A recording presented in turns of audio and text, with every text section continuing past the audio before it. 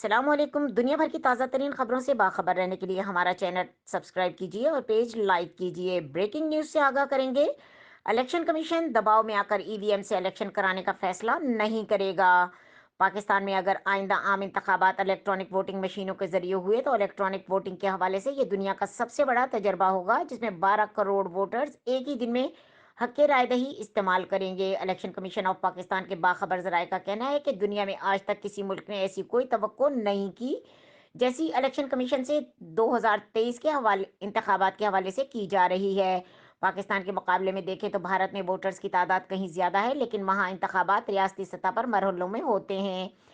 उनका कहना है कि हुकूमत की ख्वाहिश को अमली जामा पहनाने के लिए कमीशन अपनी भरपूर कोशिश कर रहा है। हुकूमत की हालिया कानून साजी में कमीशन से मुतालबा किया गया है कि इंतखाबात ईवीएम के जरिए कराए जाएं। ताहम हसासियत की वजह से इलेक्शन कमीशन इंतखाबात ईवीएम के जरिए कराने का फैसला दबाव में आकर नहीं करेगा।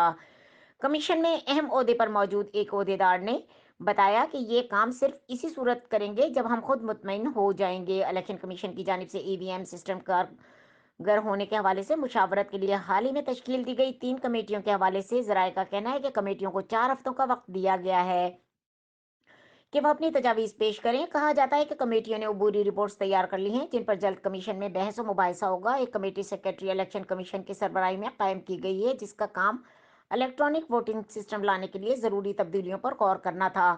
कमेटी के मुफस्सिल शराइत कार तैयार किए गए, जिनके तहत इसे मुख्तलिफ मुल्कों में ज़ेर अमल वोटिंग के तरीकों पर गौर करना था। ये मरकजी कमेटी ऐसे मौजूद सिस्टम पर भी बहस और मुबाहिसा करेगा जिस पर पाकिस्तान में अमल किया जा सकता है। साथ ही ये कमेटी प्रोक्योरमेंट, सेफ्टी और मशीनों को महफूज रखने के मामलात पर भी गौर करेगा। दूसरी कमेटी एडिशनल सेक्रेटरी ईसीपी के मातहत कायम की गई थी, जिसका काम नए वोटिंग सिस्टम के माली पहलुओं पर गौर करना था और ये बताना था कि नए सिस्टम से कौमी खजाने पर कितना बोझ पड़ेगा। तीसरी कमेटी डीजी लॉ के मातहत बनाई गई थी, जो मौजूदा कवानीन पर गौर करके आइन में मुमकिन तब्दीलियों की तजवीज़ पेश करेगी।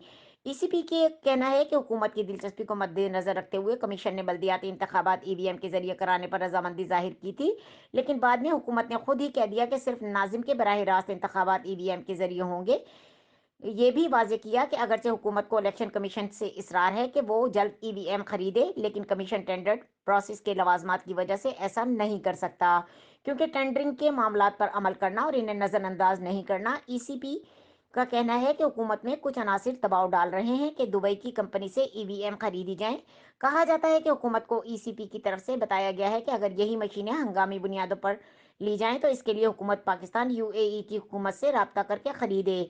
अगर ये मशीन दुबई के किसी निजी कंपनी की तैयार करदा नहीं है तो टेंडर प्रोसेस पर अमल करना होगा। कहा जाता है कि माजी में जब ईसीपी ने पायलट प्रोजेक्ट के तहत ईवीएम के जरिए जिमनी इलेक्शन कराया था तो मशीन की प्रोक्योरमेंट खरीदारी के मामले में 9 माह लगे थे। मजीद खबरों और अपडेट के लिए देखते रहें के न्यूज़ चैनल इंटरनेशनल।